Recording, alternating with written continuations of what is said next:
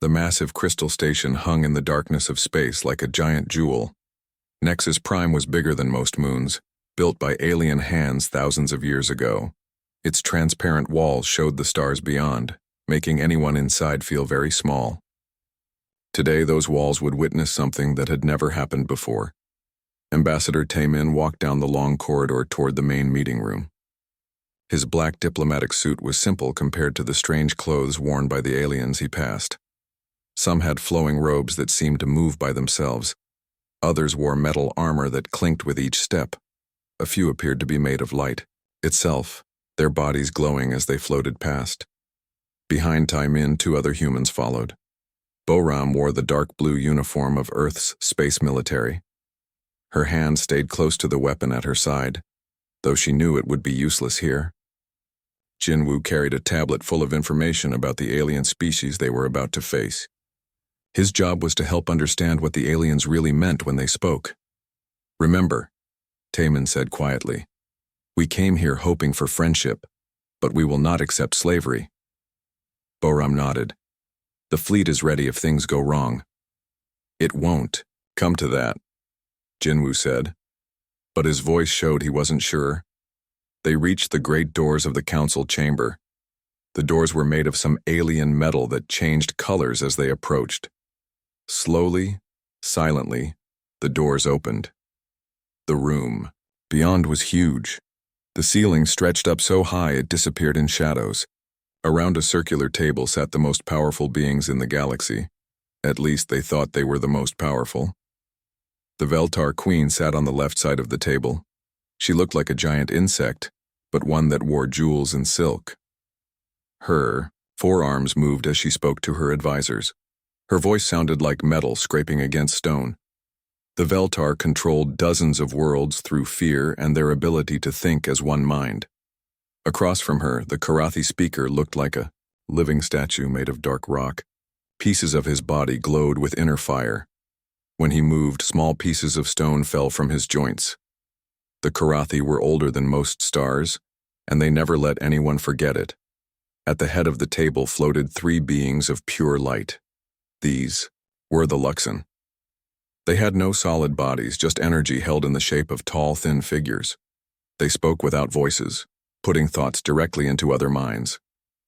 Most species found this very uncomfortable. "The humans arrive," said Queen Zephyria, the Veltar leader. Her voice filled the room. "How good of them to finally join us." Taemin and his team took their seats at the small section of table left. For them, the message was clear. Humans were not equal here. "Thank you for inviting us," Taemin said. His voice was calm and polite. "We hope today will mark the beginning of good relations between humanity and the Galactic Council." The Karathi speaker Vexhan laughed. The sound was like rocks falling down a mountain. "Good relations? Young species, you misunderstand your position. You are here to receive our decision about your future." Jinwoo leaned forward slightly. He had studied these species for years. The way Vexhan spoke showed he thought humans were like children, who needed to be told what to do. One of the Luxon, calling itself Brightstar, sent thoughts into their minds. The feeling was cold and strange. "Your species discovered faster than light travel only 50 of your years ago. We have ruled the galaxy for millions of years. You will listen and obey." Taemin felt anger building inside him, but he kept his face calm. "We came here as equals, hoping to learn and to share what we know. If you prefer to talk as master to slave, then we may have made a mistake." Queen Zephyria's forearms moved in what might have been laughter. "A mistake?" "Yes. Humans make many mistakes. That is why you need guidance." She pressed a button on the table. A holographic document appeared in the air above them. The words were written in dozens of alien languages, with human English at the very bottom. "These are the terms for humanity's integration into galactic society," Queen Zephyria announced. "You will study them and agree." Taemin looked at the floating words.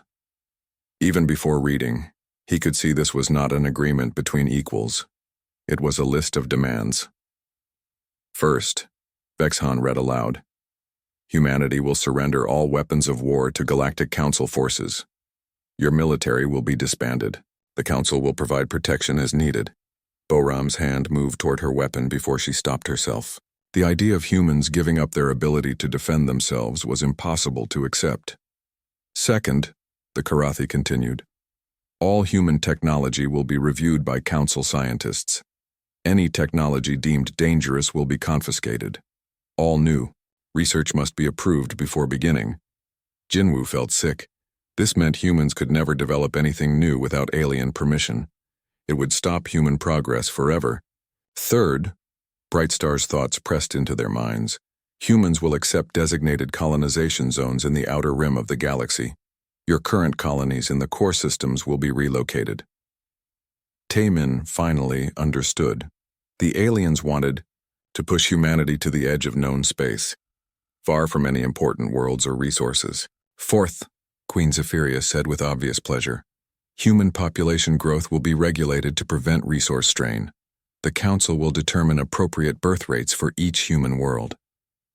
The room fell silent. Even the other aliens seemed surprised by this demand. They wanted to control how many human children could be born. And finally, Vexhan finished. Humanity will provide workers for council projects as needed. This is an honor, as it will help humans learn proper galactic citizenship. Taemin set down the tablet he had been pretending to read. His team looked at him, waiting for his response. In the silence, he could hear his own heartbeat. These terms, he said slowly, are not terms for integration. They are terms for conquest. Queen Zephyria's insect eyes glittered. We prefer to call it guidance. Your species is young and violent. Without proper control, you might harm yourselves or others. We might harm others? Boram spoke for the first time. How many species have the Veltar enslaved? How many worlds have the Karathi stripped of resources? How many minds have the Luxon invaded without permission? The aliens looked shocked that a human would dare to speak this way. You forget yourself. Brightstar's thoughts hit them like cold wind. We are your superiors in every way.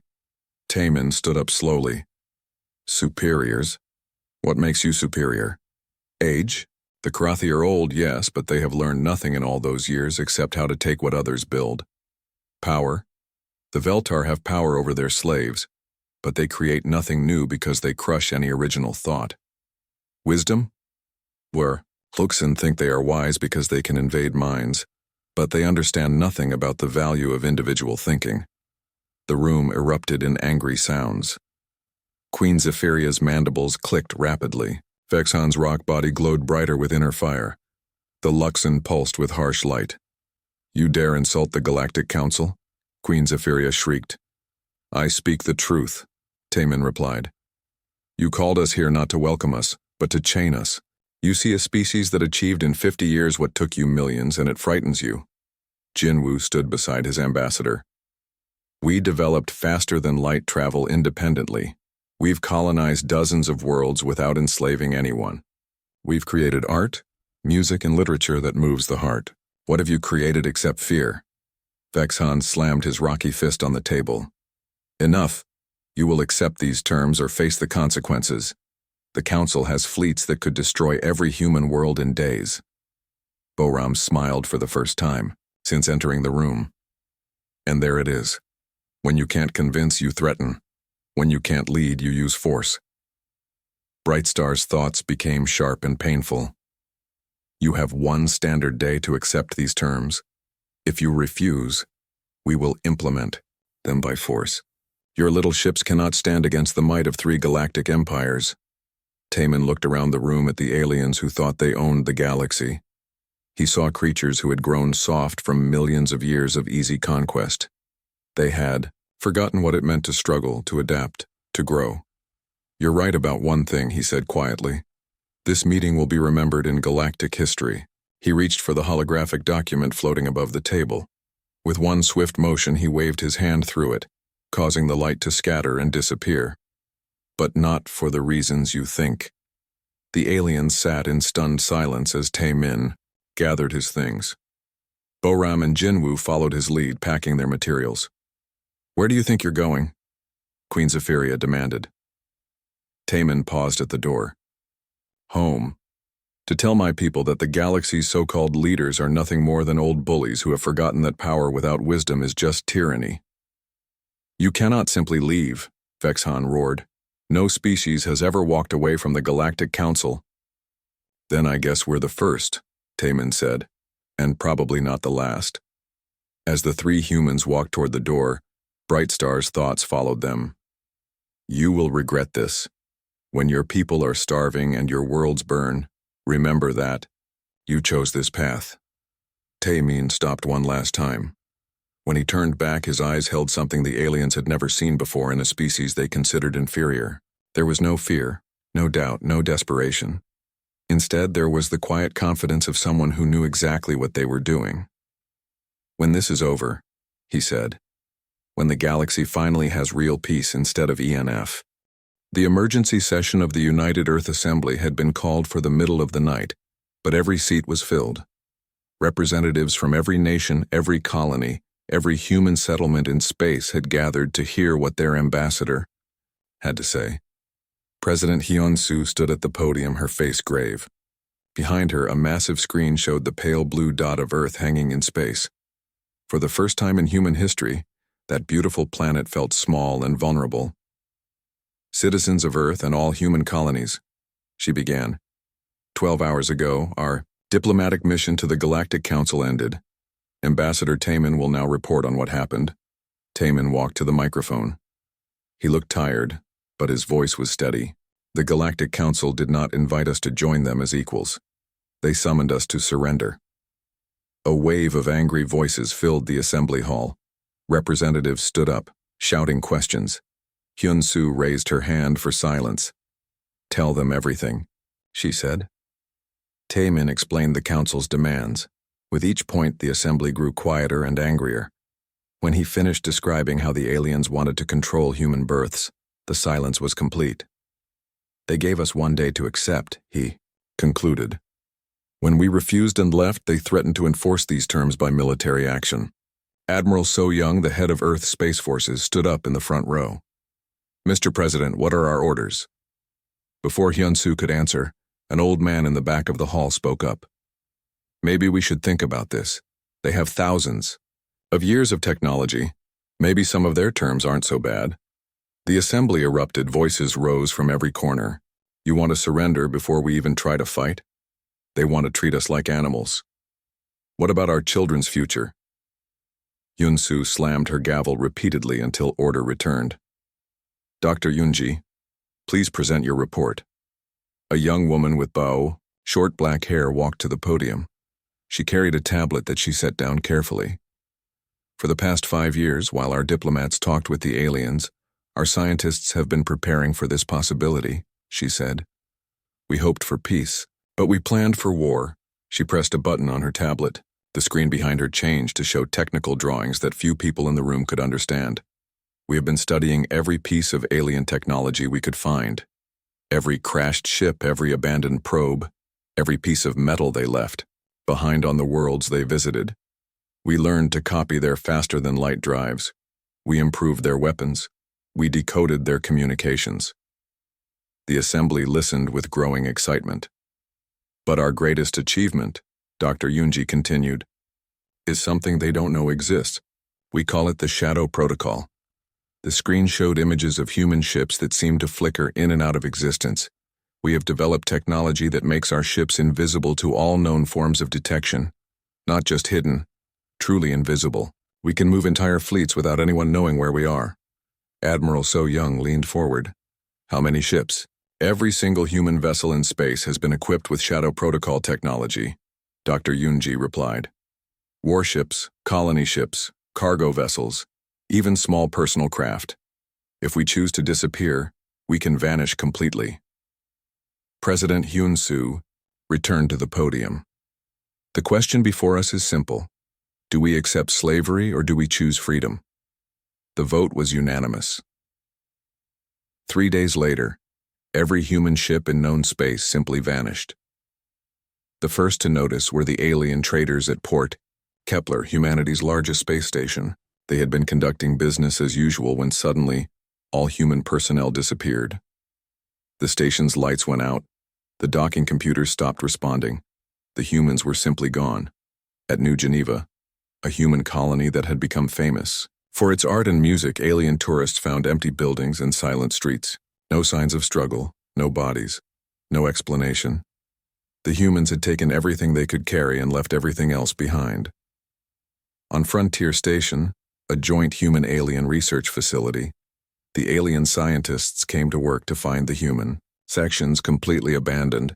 Computers had been wiped clean. Research data was gone. Even the coffee cups had been washed and put away.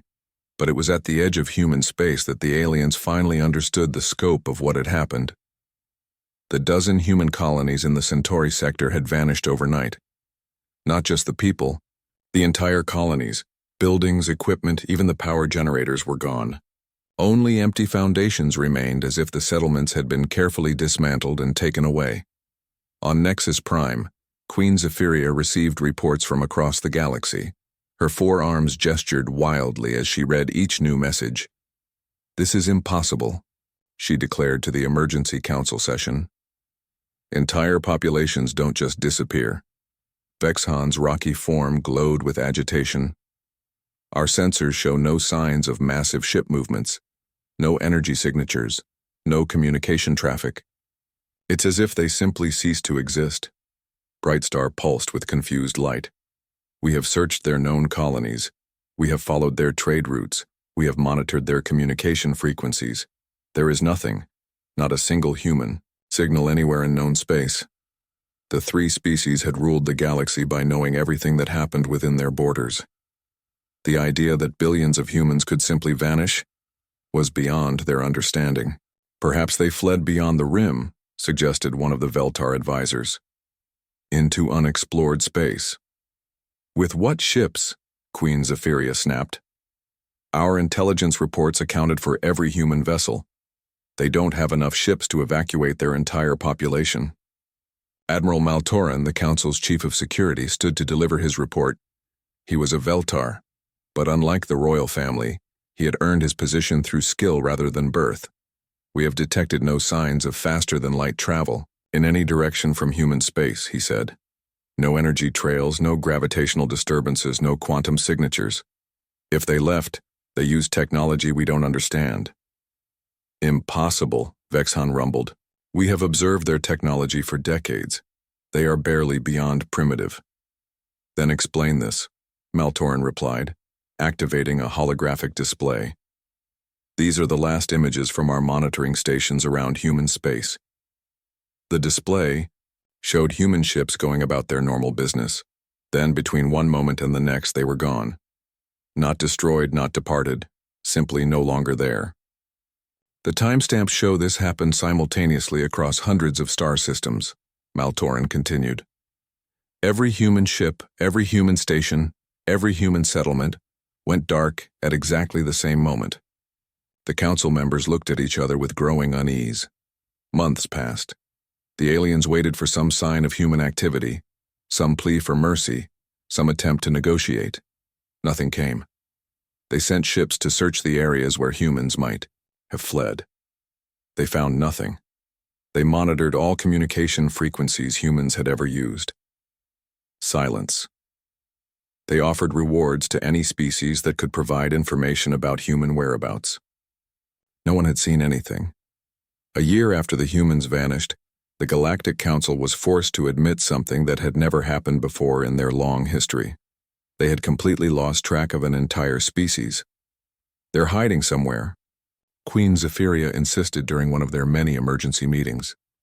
"Probably on some dead world at the edge of space running out of food and supplies. They'll contact us soon, begging for mercy." But Vexahan was beginning to have doubts. What if they're not hiding? What if they're preparing? Preparing for what? Brightstar's thoughts carried a note of irritation. "They cannot challenge us. Even if they had hidden fleets, our combined forces outnumber them thousands to one."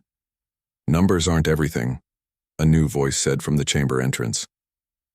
The council turned to see Dr. Dae Hyun, the human archaeologist who had remained behind to study ancient ruins on Nexus Prime.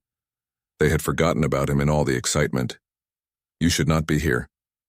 Queen Zephyria said coldly. But I am here, Daehyun replied calmly. And since I'm the only human you can find, perhaps you should listen to what I have to say. Admiral Maltoran gestured to his guards, but Vexhan held up a rocky hand. Let him speak. Maybe he can tell us where his people have gone. Daehyun walked to the center of the chamber. He was a small, quiet man who had spent most of his time on Nexus Prime, digging through old alien ruins. The council members had barely noticed him before. You want to know where humanity went? He asked. You're asking the wrong question. What is the right question? Brightstar demanded. The right question is not where we went, Daehyun said, with a small smile. The right question is what we learned while we were here. The chamber fell silent. For 50 years, we sent diplomats and scientists to study your civilizations. We attended your conferences, visited your worlds, observed your technologies. You thought we were just curious newcomers, eager to learn from our betters. He paused, looking at each council member in turn. You were half right. We were eager to learn, but not from our betters. We learned from our enemies. Queen Zephyria's mandibles clicked dangerously. Choose your words carefully, human. I choose them very carefully, Daehyun replied. We learned that the Veltar maintain control through fear and unity of thought. We learned that the Karathi believe age equals wisdom, even when it doesn't. We learned that the Luxon think mental invasion makes them superior to those who value individual minds. And what else did you learn? Vexhan asked, his voice. 3 years had passed since the humans vanished from known space. The galaxy had settled into a new routine, one where the Galactic Council ruled over empty human territories and tried to pretend that losing an entire species was normal. But small things had begun to go wrong. On Veltar Prime, the throne world of Queen Zephyria's empire, something unprecedented happened. A slave rebellion succeeded. The Thekalari were a peaceful species that had been conquered by the Veltar centuries ago. They were small, gentle creatures with large eyes and soft fur. They had never caused trouble, never fought back, never even complained loudly about their situation. That was why what happened shocked everyone. Commander Yuxtal of the Veltar Royal Guard stood in the ruins of Processing Station 7, trying to understand what he was seeing. The station had been built to turn raw materials into starship parts, using Thekalari workers. It was one of hundreds of similar facilities across Veltar space. Yesterday, it had been running normally. Today it was a pile of twisted metal. How many Thekalari were working here? He asked his aide. 2,000, sir. All accounted for in yesterday's evening count. And now? Gone, sir. All of them. No bodies, no signs of struggle. But the station is completely destroyed. Yuxtal walked through the debris. The destruction was very strange. The slave quarters were untouched. The medical facility was intact. Even the cafeteria still had food on the tables. But every piece of manufacturing equipment had been reduced to scrap metal. Sir, his aide called from across the ruins. You need to see this. Yuxtal followed him to what had been the main production floor. Burned into the metal floor were words in the Thekalari language. His universal translator turned them into Veltar script. Thank you for the tools. We will use them well. What tools? Yuxtal demanded. The Thekalari had nothing but work equipment. His aide held up a piece of twisted metal.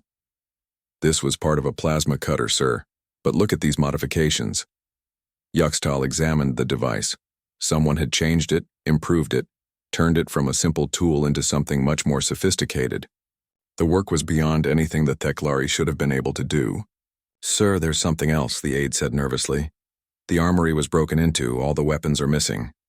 Yuxtal felt a chill run down his exoskeleton. What kinds of weapons? Everything, sir. Personal arms, heavy weapons, even some of the experimental plasma rifles. Across the galaxy, similar reports began to filter into the Galactic Council. The quiet, obedient species that had been crushed under alien rule for centuries were suddenly causing problems. On a Karathi mining world, an entire shift of workers from the Zenkari species had disappeared overnight. They took with them several tons of rare metals and all the mining equipment.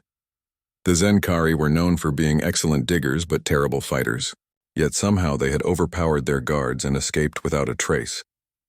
In Luxon space, something even stranger happened. The Pixani, a species of telepathic but weak creatures used as communication relays, had found a way to block Luxon mind reading. Entire Pixani communities had gone silent, their thoughts hidden behind some kind of mental shield. At first, the council members dismissed these incidents as random troublemaking, but Admiral Maltoran was beginning to see a pattern. It's too coordinated, he told the emergency council session. 17 different species across hundreds of worlds all having problems at the same time. And look at what they're taking. He activated a holographic display showing stolen items and equipment. Weapons, rare metals, manufacturing tools, communication equipment, and starship parts. Everything you would need to build a fleet. Queen. Zephiria's forearms gestured dismissively. These are primitive species. They barely understand fire, much less starship construction. The Thekalari modifications suggest otherwise, Maltoran replied. Someone taught them how to improve their tools. Someone showed them how to fight back effectively. Who? Vexhan demanded. These species have been isolated from each other for centuries. They have no way to communicate or coordinate. Brightstar's thoughts pressed coldly into the room. You think the humans are involved? It wasn't a question. Maltoran nodded slowly.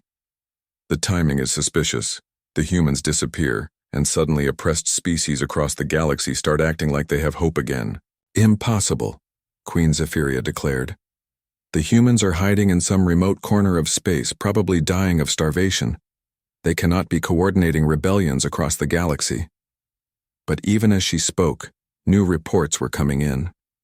Deep in space, Captain Nelvok of the Karathi exploration vessel Stone Hammer was investigating an anomaly at the edge of their territory. His ship's sensors had detected something that shouldn't exist, a massive energy signature in empty space. Are you certain of these readings? He asked his sensor operator. Yes, sir. There's definitely something large out there. Very large. Show me. The main screen lit up with long-range sensor data. At first, Nelvok saw nothing but stars. Then his operator adjusted the view, and Nelvok's rocky jaw dropped open. Hanging in space before them was a structure unlike anything he had ever seen. It was clearly artificial, built rather than grown or formed naturally. But its size was impossible, easily as large as a moon. Possibly larger. What is it? He whispered. Unknown, sir. The design doesn't match any known architecture. It's not Veltar, not Luxon, and definitely not from any of the smaller species. Nelvok studied the image carefully. The structure was smooth and dark, with strange angles that seemed to shift when he wasn't looking directly at them. Most disturbing of all, there were no lights, no energy emissions, no signs of life. Try to make contact, he ordered. His communications officer worked at her station for several minutes. No response, sir. They're either not receiving us or choosing not to answer. Move closer. I want a full sensor sweep. As the stone hammer approached, more details became visible. The structure wasn't just large, it was incredibly complex. What had appeared to be smooth surfaces were actually covered in intricate patterns and markings. Docking ports dotted its surface, clearly designed for ships, but ships much larger than anything in the known galaxy. Sir, the sensor operator said, his voice tight with fear. I'm reading signs of recent construction. This thing is new. How? New? Months, maybe less. And sir, there are more of them. The screen shifted to show the surrounding space. What Nelvok had thought was one impossible structure was actually several, spread across the system like a fleet of artificial moons. How many? He asked. Difficult to say. They're using some kind of stealth technology. Our sensors can barely detect them. There could be dozens. Nelvok made a decision that would haunt him for the rest of his life. Take us closer to the nearest one. I want to know who built these things. As they approached, the structure remained silent and dark. No weapons locked onto them, no defensive screens activated, no warnings were broadcast. It simply watched them with the patience of something very confident in its own power. Then, without warning, every system on the Stonehammer went dead, not destroyed, not damaged, simply turned off. The lights went out, the engines stopped, the life support systems fell silent. In the sudden darkness, Nelvok could hear his crew breathing heavily. "What happened?" he called out. "I don't know, sir," came a voice from the darkness. "Everything just stopped." Emergency power kicked in a moment later, bathing the bridge in red light. Slowly, carefully, the crew began bringing their systems back online. "Damage report," Nelvok ordered. "No damage, sir." Everything just shut down for exactly 30 seconds, then restarted on its own. Nelvok looked at the mysterious structure on his screen. It was exactly the same as before. Dark, silent, apparently inactive. But somehow, it had reached across space and turned off his ship like flipping a switch. "Sir," his communications officer said in a shaky voice, "I'm receiving a message." "From the structure?" "Yes, sir. Text only, in our language." "Put it on screen." Words appeared on the main display. "You have seen enough. Leave now. Do not return. Do not report what you have found. This is your only warning." Nelvok stared at the message for a long moment. Every instinct told him to investigate further to find out who was behind this. But the demonstration of power had been clear.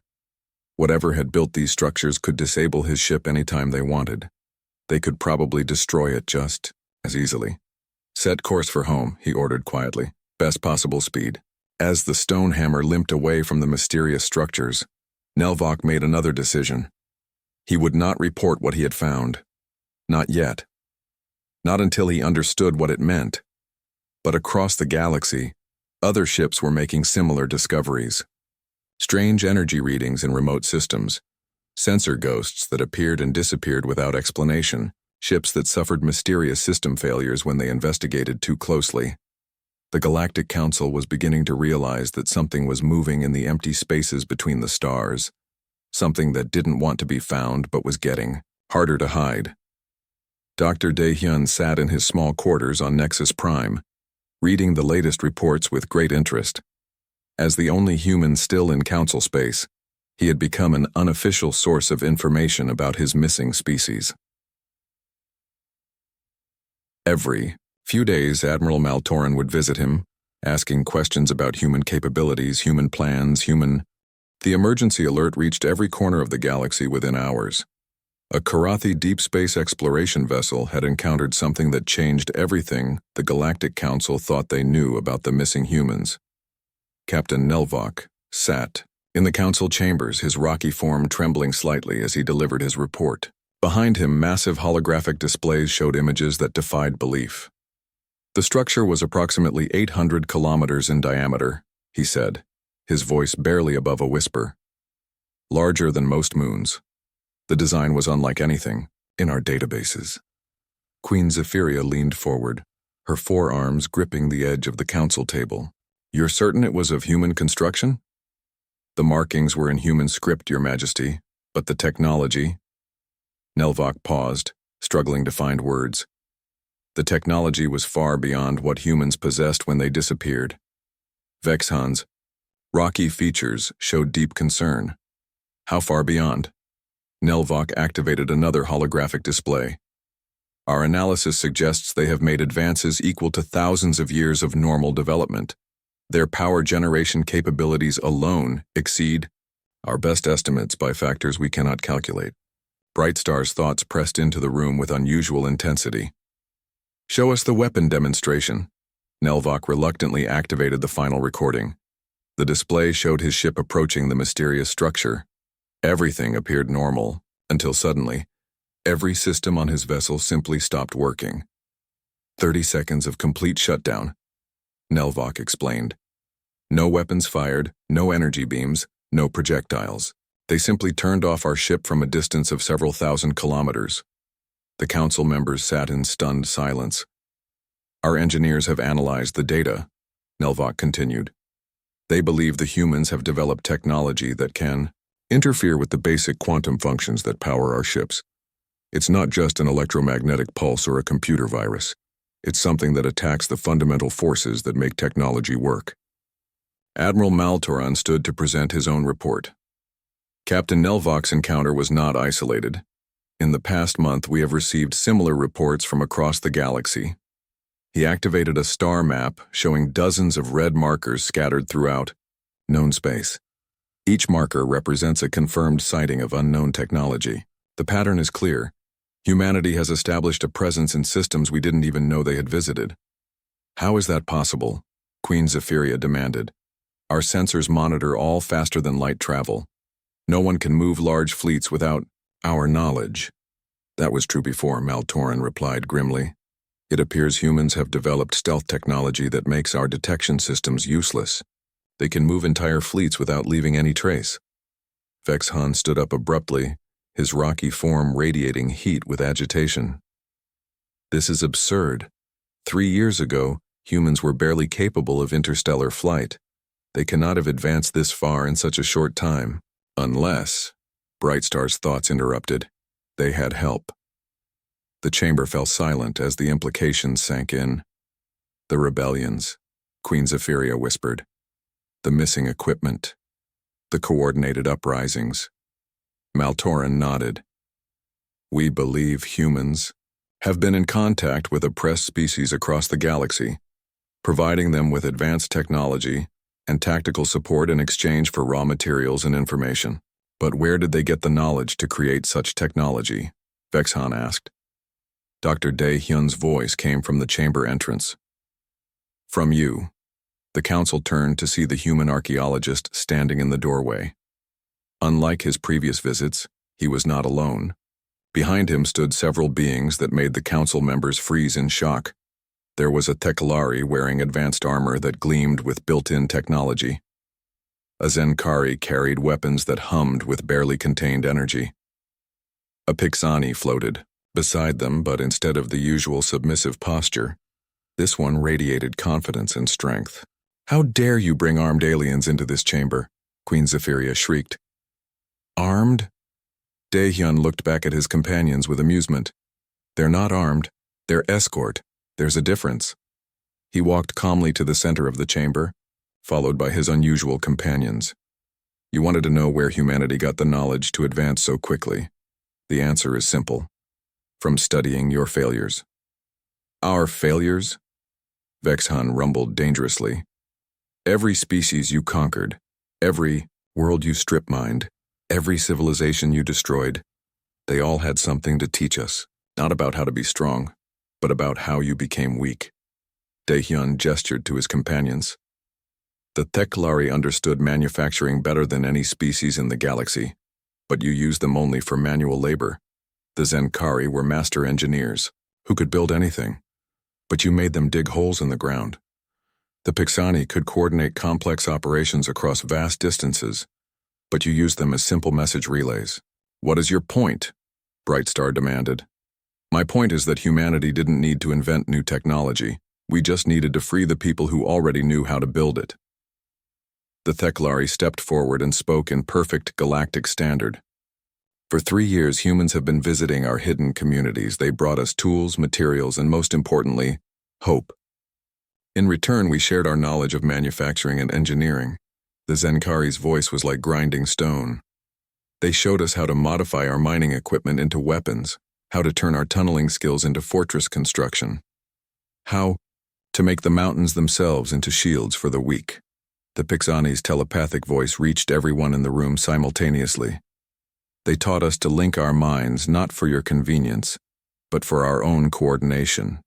Now we can communicate across the galaxy instantly, sharing information and plans without your knowledge. Queen Zephyria's mandibles clicked rapidly. This is impossible. We would have detected such activities. You detected what we wanted you to detect, Daehyun replied.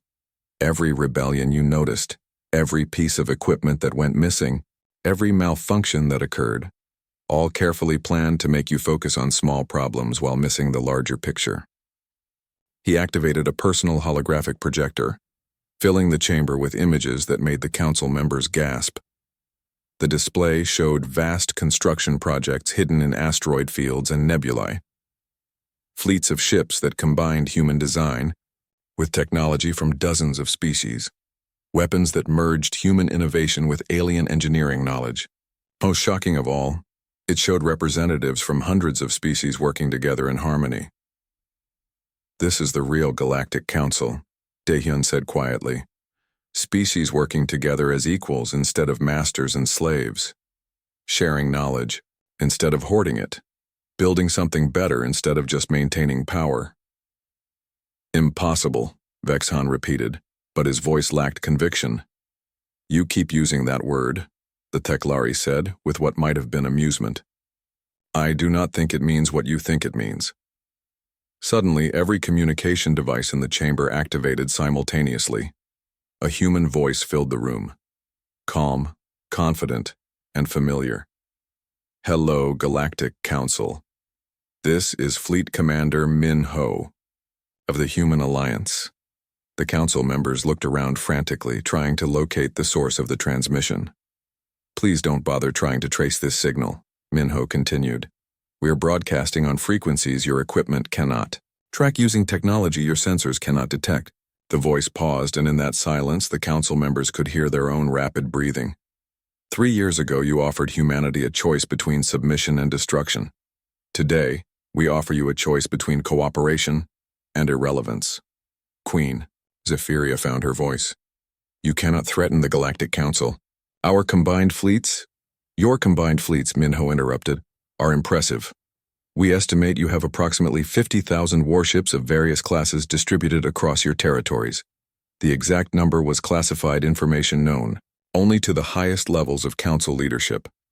We have been watching your forces for some time," the voice continued. "We know their positions, their capabilities, their weaknesses. We know because dozens of the species you have oppressed have been providing us with intelligence for years." "What do you want?" Brightstar demanded. "What we have always wanted. Peace. But real peace. Not the enforced quiet you call order. Peace, based on equality instead of dominance. Peace that protects the weak instead of empowering the strong." The chamber fell silent except for the soft humming of machinery. "You have 72 standard hours to consider our proposal," Minho said. "After that time, we will demonstrate that the balance of power in this galaxy has changed forever." "And if we refuse?" Vexhan asked. "Then you will learn why humans are very good at adapting to new situations." The transmission ended, leaving the most powerful beings in the galaxy alone with their fears. Dr. Daehyun stood up to leave, followed by his companions. "Wait," Queen Zephyria called. "What will happen to us if we agree to these terms?" Daehyun paused at the door. "You'll probably live longer. Humans don't believe in genocide, even against former enemies. We prefer to build rather than destroy. And if we refuse, then you'll discover that building and destroying are not the only options available to a species that has learned from the best teachers in the galaxy." As the door closed behind them, the Galactic Council was left to contemplate a terrifying new reality. For the first time in their the 72 hours passed like a countdown to the end of everything the Galactic Council had known for millennia. Emergency sessions ran continuously. Military advisors presented impossible scenarios. Intelligence officers delivered reports that grew more disturbing with each passing hour. Admiral Maltoran stood before a massive holographic display showing the galaxy. Red dots marked confirmed human activities. Yellow dots showed possible sightings. Blue dots indicated species that had gone suspiciously quiet. "The situation is worse than we initially believed," he reported to the assembled council leaders. "Our analysis suggests that humans have been active in every major star system in the galaxy. Not just our systems, everyone's systems." Queen Zephyria's forearms gestured frantically. "How is that possible? We would have detected such massive infiltration." "No, Your Majesty, we wouldn't have," Maltoran replied grimly. "Because they weren't infiltrating. They were being invited." He changed the display to show communication intercepts from the past 3 years. "We've finally decoded some of the encrypted traffic we dismissed as background noise. It turns out to be a massive communication network linking oppressed species across the galaxy. The humans didn't sneak into our territories. They were welcomed as liberators." Vexhan's rocky form cracked with stress fractures. How many species are involved? At least 300 confirmed, possibly more. The number hit the council like a physical blow. 300 species represented nearly half of all known intelligent life in the galaxy. Sir, a technician called from the monitoring station. We're detecting massive energy signatures appearing throughout the galaxy. Show me, Maltorin ordered. The holographic display shifted to real-time sensor data. Across known space, enormous energy sources were suddenly becoming visible, not appearing, becoming visible as if veils had been lifted from objects that had always been there. How many? Queen Zephyria whispered. Thousands, Your Majesty. Maybe tens of thousands. They're everywhere. Before anyone could respond, every communication system in the chamber activated. The voice of Fleet Commander Minho filled the room once again. Galactic Council, your time is up. We assume your silence means you have chosen to maintain the current system of oppression and exploitation. Wait, Queen Zephyria called out. We need more time to consider. You've had 3 years, Minho interrupted. Today we demonstrate the new reality of galactic politics. The sensor displays erupted with activity. Ships were appearing throughout the galaxy, not arriving, but simply becoming visible as their stealth systems deactivated. The scope was beyond anything the Council had imagined possible. Admiral Yujin, please begin the demonstration, Minho's voice commanded. On the main display, they watched in horror as every Veltar military vessel in the home system simply stopped working. Thousands of warships, from small fighters to massive dreadnoughts, went dark simultaneously. Life support remained active, communications still functioned, but weapons, engines, and shields were completely offline. This is impossible, Queen Zephyria shrieked. Our ships are hardened against all known forms of electronic warfare. All known forms, yes, Minho replied calmly. But you don't know all the forms that exist. The demonstration continued across the galaxy. Karathi fleets found their vessels mysteriously unable to lock onto targets or fire their weapons. Luxan energy beings discovered that their ability to possess other minds had been somehow blocked by invisible barriers. How? Brightstar's thoughts blazed with confused fury. Simple, came the reply. We asked the right people the right questions. Did you know that the quantum monks of Zeta Reticuli had developed mental shielding technology 3,000 years ago? You enslaved them before they could use it. The crystalline engineers of the Magellanic Clouds had created quantum disruption, fields that could disable any technology. You destroyed their homeworld before they could deploy them. The full scope of humanity's 3-year project was becoming clear. They hadn't just hidden and built weapons. They had rescued, preserved, and combined the lost knowledge of every species the Council had ever conquered. The demonstration will continue for exactly 1 hour, Minho announced. During this time, your military forces will be completely helpless. No weapons will function. No ships will move. No communications between military units will be possible. You're bluffing, Vexhan rumbled. Even if you can disable our ships, you cannot maintain this across the entire galaxy. Can't we? The voice that answered wasn't Minho's. It was female, young, and carried an undertone of amusement. This is Dr. Yunji of the Human Science Division. Perhaps you remember me from our negotiations 3 years ago. The council members did remember her. She had been the quiet scientist who had said almost nothing during the talks. The technology you're experiencing is based on quantum entanglement networks spanning the entire galaxy, she explained. Every major star system now contains quantum resonance stations that can affect the fundamental forces holding your technology. Together, the network is self-sustaining and cannot be disabled by conventional means. This is an act of war, Queen Zephyria declared. No, came another new voice. This is an act of peace. Ambassador Taemin's voice was as calm and reasonable as it had been 3 years ago. War would be what you threatened to do to us. Conquest, subjugation, enslavement.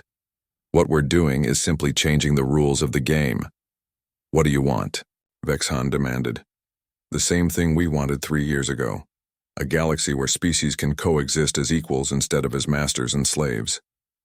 The great doors of the council chamber opened and Taemin entered. But he was not alone. Behind him came representatives of dozens of species, former slaves and oppressed peoples who had been thought too weak or primitive to matter. The new Galactic Charter, Taemin announced, placing a document on the council table. Written by representatives of 417 species, including yours. Queen Zephyria looked at the document with 4 different expressions of horror. We will never agree to this. You misunderstand, Taemin replied gently. We're not asking for your agreement. We're informing you of the new reality. He activated a holographic projector that showed the galaxy as it now existed. Human ships and allied vessels surrounded every major world. The stealthed construction projects of the past 3 years were revealed to be massive space stations capable of supporting entire civilizations. The old Galactic Council ruled through fear and superior firepower, Taemin explained. The new Galactic Alliance rules through cooperation and shared knowledge. Species that choose to join us will prosper. Species that choose to remain isolated will be left alone. Species that choose to continue oppressing others will find themselves unable to do so. And if we resist, Brightstar demanded, then you'll discover what happens when 300 species who have been waiting centuries for freedom finally get the tools to claim it. As if summoned by his words, the chamber filled with representatives of the former slave species. Teklari, engineers wearing advanced battle armor, Zenkari warriors carrying weapons that hummed with contained power, Pixani coordinators whose mental voices could reach across the galaxy instantly. For 3 years you wondered where humanity had gone, said the Teklari representative. We were everywhere, learning from everyone you had wronged, building something better than what existed before. The old galaxy was ruled by the strong, added a Zenkari. The new galaxy will be guided by the wise. Admiral Maltoran looked around the chamber at the transformed faces of species his people had conquered and enslaved. These were not the broken, submissive creatures he remembered. These beings stood tall, confident, armed with technology and hope. What happens to our empires, he asked quietly. Empires are built on the suffering of others, Taemin replied. They don't deserve to exist, but the species that built those empires can still have a future, if they choose cooperation over domination. You're asking us to give up everything we've built over millions of years, Queen Zephyria protested. No, said a new voice from the chamber entrance. We're asking you to give up everything you've stolen over millions of years. Dr. Daehyun entered the chamber, but now he wore the simple blue uniform of the Human Alliance. Behind him walked dozens more humans, scientists, diplomats, engineers, and soldiers. For 3 years you've been asking what humanity learned from you, he continued. The answer is simple. We learned that strength without wisdom is just tyranny. We learned that technology without compassion is just a more efficient way to cause suffering. We learned that the galaxy's greatest resource isn't rare metals or energy sources. It's the diversity of minds working together. And what will you do with this knowledge? Vexhan asked. Build something better, replied Fleet Commander Minho as he entered the chamber. Unlike the others, he wore simple civilian clothes. The old galaxy was ruled by fear. The new galaxy will be guided by hope. The holographic displays around the chamber showed what humanity and their allies had accomplished. Cities floating in space where former slaves lived as free citizens. Research stations where dozens of species worked together to solve problems that had plagued the galaxy for millennia. Ships that combined the best technology of hundreds of worlds, crewed by beings who had chosen cooperation over con,